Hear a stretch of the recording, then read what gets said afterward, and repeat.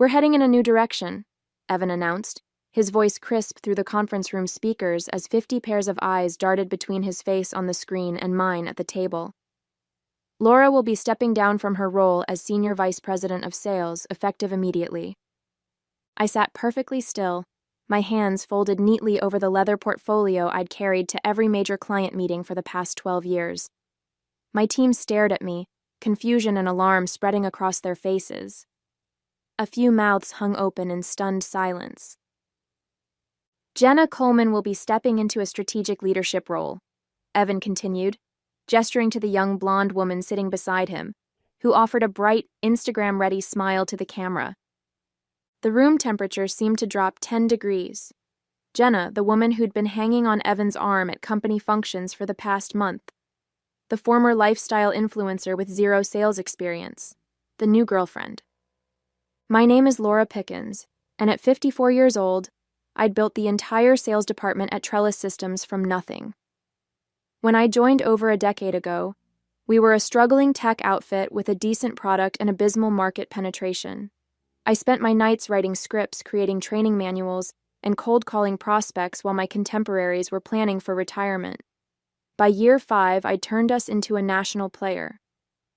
By year 10, we were landing multi-million-dollar accounts, almost all through personal client relationships I'd cultivated with painstaking care."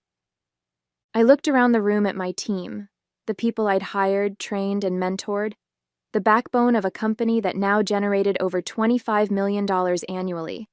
Their faces reflected back the same thought. This made no sense. "Laura has been instrumental in building our sales infrastructure," Evan added, almost as an afterthought. "And we thank her for her service." Service. Like I was being honorably discharged after a tour of duty. I could feel the weight of silent questions pressing down on the room. Why was this happening? Why hadn't anyone been informed? Why was the CEO's girlfriend taking over the most critical revenue-generating department in the company? But I didn't flinch. I didn't argue. I didn't show a flicker of the rage burning beneath my carefully maintained composure. Instead, I smiled, gathered my reports, and stood up. "I wish you all continued success," I said clearly, making eye contact with each member of my team. "The reports for this quarter's projections are complete. The client contact information is updated. Everything is in order." I nodded once to Evan on the screen, where Jenna was already talking animatedly about fresh perspectives and digital-first approaches. Then I walked out, closing the door softly behind me. They had no idea what they'd just done. I'd seen the warning signs for months, ever since the board had brought in Evan Strickland as our new CEO. He was 38, with the kind of confidence that comes from never having truly failed. His previous startups had been acquired before they needed to show actual profits, and his reputation as a visionary preceded him. Within weeks, he was reshuffling the executive team, bringing in people from his previous ventures. The longtime chief technology officer was the first to go, replaced by someone Evan had worked with at his last company. Then went our chief financial officer. Each time the announcement was framed as moving in an exciting new direction. I'd survived the initial wave by delivering what I always had: results. Our sales numbers were better than ever, despite the turbulence at the top. I thought that would be enough. But I should have known better. In Evan's world, loyalty trumped performance. Personal relationships trumped professional competence. As I cleared out my office, methodically placing 12 years of accomplishments into cardboard boxes, my assistant Valerie hovered in the doorway, her eyes red-rimmed. "This is insane," she said quietly. "Everyone knows it."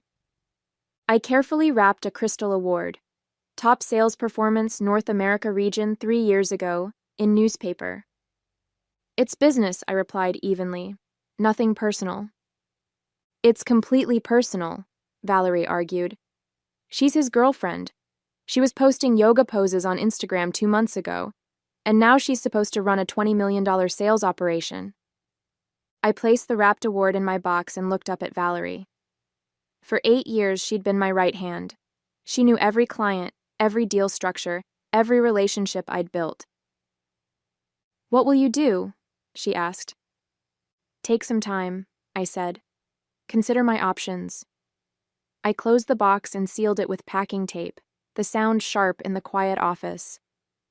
What about you? Valerie straightened her shoulders.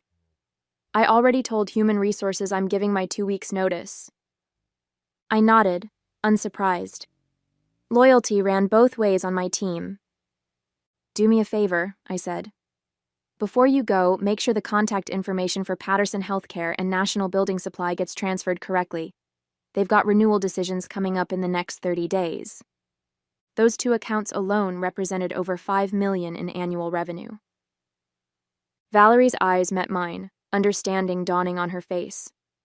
She nodded slowly. I'll make sure everything is accurately transferred, she said. I smiled, the first genuine one since the meeting. That's all I ask. What Evan didn't understand, what he couldn't possibly comprehend, was that my client relationships weren't attached to the company. They were attached to me. Over 12 years, I had personally cultivated trust with every major account we had, most of which were secured through one-on-one deals, favors, and late-night crisis calls. The trust wasn't with Trellis Systems, it was with Laura Pickens. 3 weeks after my unceremonious departure, I was sitting on my back deck in North Raleigh, enjoying a cup of coffee and the morning quiet, when my phone rang. The caller ID showed Harold Barnes, the purchasing director of Patterson Healthcare, our biggest client. Laura, Harold's familiar voice boomed through the speaker. I've been trying to reach you through your company email, but they said you're no longer with them? That's correct, I confirmed. I recently left Trellis Systems. Left? You practically built the place. Harold sounded genuinely shocked. What happened? New leadership, new direction, I said simply. Well, that explains a lot, he sighed. We had a call with some new person yesterday, Jenna something, and frankly, it was a disaster. She couldn't answer basic questions about our implementation timeline, and she kept referring to us as Patterson Health Systems instead of Patterson Healthcare. I winced inwardly. Patterson was notoriously particular about their brand identity. Anyway, Harold continued, our contract is up for renewal next month, and I wanted to talk to you about the pricing structure before we commit to another 2 years, but now I'm not sure we want to move forward at all. I took a careful sip of coffee. I understand your concerns, Harold. You need a partner who understands your business. We need you, Laura. You've pulled our bacon out of the fire more times than I can count. Remember when our system crashed during the Medicare audit last year? You had your technical team on it within 20 minutes, on a Sunday. I remember, I said. So what are you doing now? Taking some time off? I hesitated, then made a decision. Actually, I've been considering some opportunities. There's a company called Meridian Technologies that's been persistent in their outreach. Meridian was a rising competitor to Trellis, with a similar product suite but a more innovative approach. They'd been trying to hire me for years. Harold was silent for a moment. Meridian, huh? They've pitched to us before. Solid product, but we went with Trellis because of you. I understand, I said neutrally. Would you... Harold paused. If you were to join Meridian, would you be handling the Patterson account? I imagine that would be part of the discussion, yes. Another pause. Then, interesting. Our IT director has been pushing for us to explore alternatives anyway. Maybe we should hold off on that renewal with Trellis, see how things develop. After I hung up, I sat looking at my phone for a long moment. Then I scrolled through my contacts and selected a number I'd saved but never called. Hello, this is Laura Pickens, I said when the call connected. I believe your CEO, Gregory Wilson, has expressed interest in meeting with me. I'd like to schedule that conversation now. The dam was about to break, and Evan Strickland had no idea what was coming. The offices of Meridian Technologies occupied 3 floors of a gleaming glass tower in downtown Raleigh. As I rode the elevator to the executive suite, I reflected on how different this was from my early days at Trellis, when we'd operated out of a converted warehouse with temperamental air conditioning and a coffee machine that worked only on Tuesdays. Gregory Wilson, Meridian's CEO, was waiting for me himself, a courtesy that spoke volumes after Evan's dismissive treatment. In his early 60s, Gregory had the confident bearing of someone who'd built his success brick by brick, rather than through flashy acquisitions. "Laura," he said warmly, extending his hand.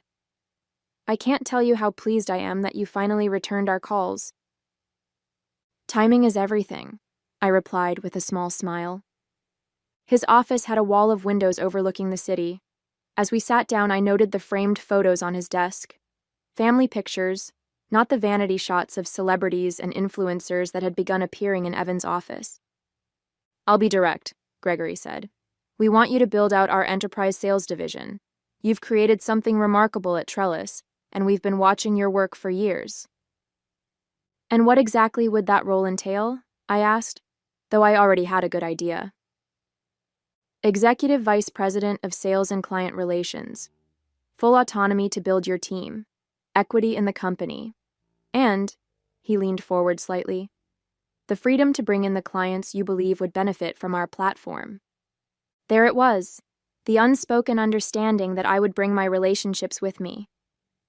"That's a compelling offer," I acknowledged. "We're prepared to be competitive on compensation as well," Gregory added, sliding a folder across the desk. I opened it and carefully masked my reaction. The number was significantly higher than what I'd been making at Trellis, a place where I'd repeatedly been told I was at the top of the pay band for my position. "I'll need to review this in detail," I said, closing the folder. "Of course," Gregory nodded. "Take your time, but I should mention that we're particularly interested in expanding in the healthcare and construction sectors. I understand those were areas where you had some significant wins." Patterson Healthcare. National Building Supply. Together, they represented over $5 million in annual revenue for Trellis. "I had some success there," I confirmed modestly. Our conversation continued for another hour, during which Gregory outlined Meridian's vision and growth strategy. It was refreshingly substantive, focused on product development and client success rather than buzzwords and vanity metrics. As we wrapped up, Gregory walked me to the elevator. "One last thing," he said. "We've heard through the grapevine that there might be some talent becoming available from Trellis in the coming weeks. People who worked with you." I raised an eyebrow. "The rumor mill works quickly." "It always does," he agreed. "If you were to join us, would you have any interest in rebuilding your team?" Valerie. Thomas from Enterprise Accounts. Daria from Client Success. My people, the ones who'd been with me through years of growth, who understood my methods and shared my client-first philosophy. "I might have some recommendations," I said carefully. The elevator doors opened, and Gregory shook my hand again. "We'll be in touch soon. I have a good feeling about this, Laura." As I rode down to the lobby, my phone buzzed with a text message. It was from Valerie. National Building Supply just called. They're considering their options for the next contract cycle. Jenna tried to handle the call herself. It was a disaster. I tucked my phone away, my mind already working through the possibilities. Evan had unwittingly set a cascade in motion, one that couldn't be stopped by suddenly realizing his mistake. Within a week, I had signed my contract with Meridian. "This feels like déjà vu," Valerie said, arranging family photos on her new desk at Meridian Technologies. "Except with better lighting and a coffee machine that works every day." I leaned against the doorframe of her office. A real office, not the open-plan workspace she'd had at Trellis. "How does it feel to be Director of Client Operations?" She grinned.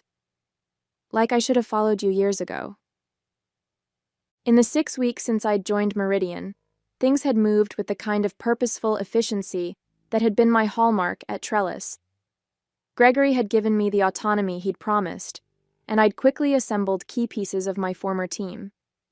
Valerie, Thomas, Daria. Each had received substantial promotions and increases in compensation, recognition of the value that Trellis had failed to acknowledge. My phone rang, and I excused myself to take the call in my office. It was Harold from Patterson Healthcare. "Laura, we've made our decision," he said without preamble. We're not renewing with Trellis. Their service has gone downhill since you left. And frankly, this new salesperson they assigned us seems more interested in taking selfies in our lobby than understanding our compliance requirements. I kept my voice neutral. I'm sorry to hear that. Don't be. Harold chuckled. Because we want to talk to Meridian about taking over. The deadline for our Trellis renewal is next week, and we need to have something in place. I'd be happy to connect you with our team, I said. No, Laura. We want to work with you directly. You know our systems, our challenges. We trust you. After we hung up, I sent a quick message to Gregory informing him that Patterson Healthcare, a $5 million annual account, was coming our way. His response was immediate. This is why we hired you. The same scene played out repeatedly over the next month. National Building Supply, Western Financial Group, Hartman Manufacturing. One by one, Trellis's biggest clients reached out, expressing dissatisfaction with the new regime and interest in following me to Meridian. Some were more direct than others. The CEO of Western Financial didn't mince words. Your replacement showed up to our quarterly review meeting wearing a crop top and taking notes on her phone. When our CFO asked about security protocols, she said she'd circle back and never did. By the end of the quarter, over $15 million in client contracts had either moved to Meridian or announced their intention not to renew with Trellis. It wasn't just about me. It was about the fundamental misunderstanding Evan had regarding what our clients valued. They didn't want flashy presentations and social media presence. They wanted reliability, expertise, the confidence that when problems arose, someone who understood their business would be there to solve them. I was working late one evening when Gregory stopped by my office, a bottle of champagne and 2 glasses in hand. I thought we should celebrate, he said, setting the glasses down. The Western Financial contract came through today. That puts us over $15 million in new business this quarter, all from former Trellis clients. As he poured the champagne, he added casually, "Have you heard what's happening over there?" I try not to pay attention to gossip, I replied diplomatically. Gregory smiled. Their stock is down 30%. There's talk that the board is meeting next week to discuss leadership concerns. Apparently, their first quarterly earnings call after your departure was, let's call it, eventful. I accepted the glass he offered. Business is cyclical. Companies have ups and downs. True, he acknowledged. But losing 60% of your revenue in a single quarter isn't a cycle. It's a catastrophe. We clinked glasses, and I allowed myself a small smile. To new beginnings, I said. The email arrived on a Tuesday morning, its subject line bland and corporate. Trellis Systems announces executive changes. I opened it, curious despite myself. Trellis Systems today announced that Evan Strickland will be stepping down as Chief Executive Officer, effective immediately. The board has appointed Jerome Phillips, currently Chief Operating Officer, as interim CEO while a search for a permanent replacement is conducted. There was a quote from the board chair about returning to core business principles and refocusing on client relationships. But the message was clear. Evan was out. I forwarded the email to Gregory with a single question mark. His response came within minutes. Sinking ship. Too little, too late. He was right. The damage had been done. In the 3 months since I'd joined Meridian, we'd not only secured contracts with Trellis's former clients, but had begun integrating them into our systems. The switching costs were significant, meaning even if Trellis suddenly got its act together, these clients were unlikely to return. My phone buzzed with a text from Thomas. Did you see? Barkum barkum. Before I could respond, another message appeared. This one from an unknown number. Laura, it's Evan. Can we talk? I stared at the screen, surprised by his audacity. After a moment's consideration, I typed back, I'm in meetings all day. His response was immediate. Please, it's important. Against my better judgment, I agreed to a coffee at a neutral location, a small cafe halfway between our offices. He was already there when I arrived. looking noticeably different from the confident CEO who had dismissed me months earlier. His designer shirt was wrinkled, and dark circles shadowed his eyes. "Thank you for meeting me," he said as I sat down. "What can I do for you, Evan?" I kept my tone professional, neither friendly nor hostile. He sighed heavily. "I made a mistake, Laura. A massive, company-destroying mistake." "Business decisions sometimes have unintended consequences," I offered neutrally. "This wasn't a business decision," he admitted, rubbing his temples. "It was ego. Jenna convinced me that the sales department needed younger energy and modern approaches. She said clients wanted to work with people who understood digital transformation." I raised an eyebrow but said nothing. "The board fired her 2 weeks ago," he continued. "After the Patterson account left, they demanded answers. She had no idea how to handle client relationships at that level. None." "And now they've fired you too," I observed. He winced. "Technically, I resigned. But yes." He leaned forward, his voice low and urgent. "Laura, I want to make you an offer. Come back to Trellis. Name your price, your title. The board would approve anything to get the clients back." For a moment, I was speechless. The audacity was almost admirable. "Evan," I said finally, "those clients aren't coming back. They've signed multi-year contracts with Meridian. Their data has been migrated. Their teams have been trained on new systems." "But you could convince them." "I wouldn't even try," I cut him off. "They're happy where they are. We've given them everything Trellis promised, but failed to deliver." He slumped back in his chair, defeat written across his face. "The company is imploding. The board is talking about selling off assets." I felt a twinge of sadness for the company I'd helped build, for the people still there who had played no role in Evan's poor decisions. But business, as I'd learned, wasn't personal. "I wish you the best," I said, standing up, "but my future is with Meridian now." As I walked away, my phone buzzed with an email notification. It was from Gregory.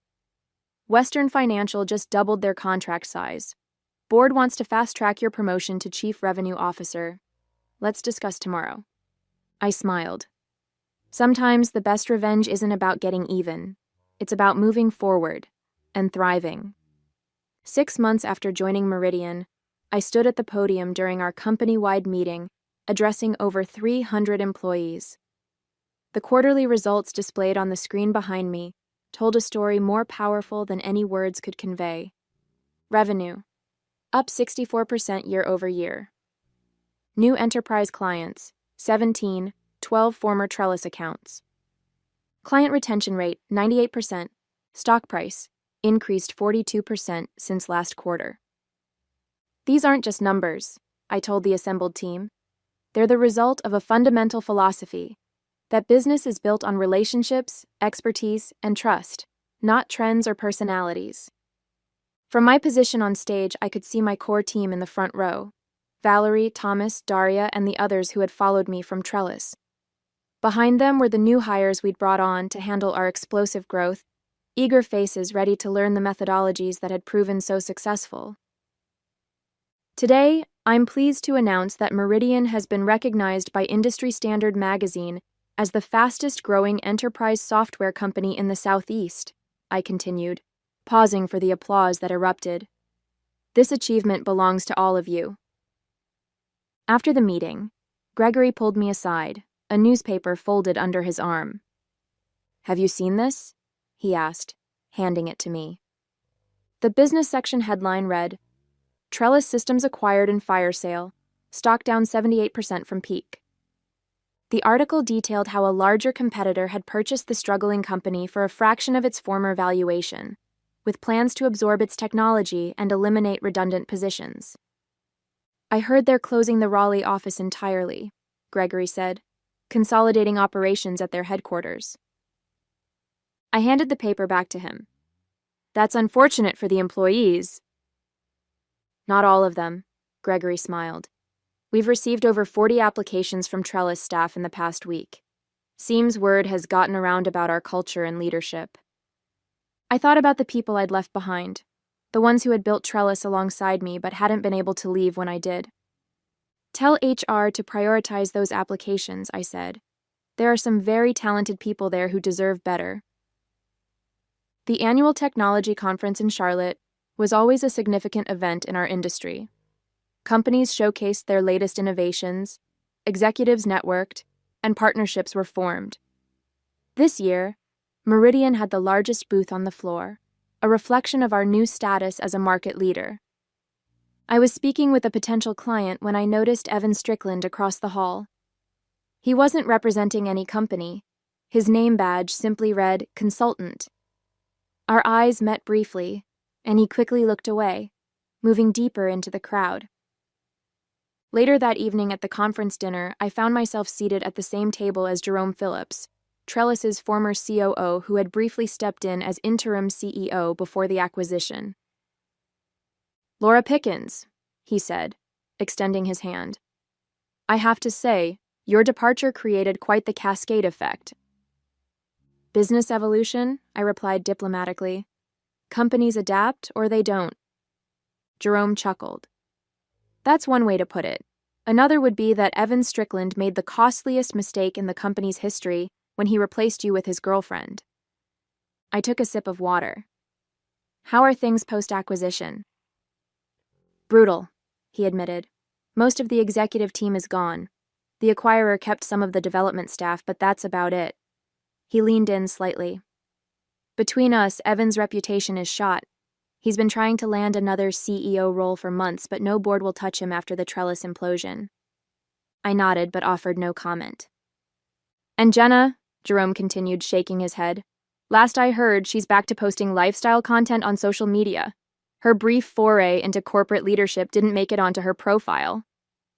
As dinner concluded, Jerome handed me his card.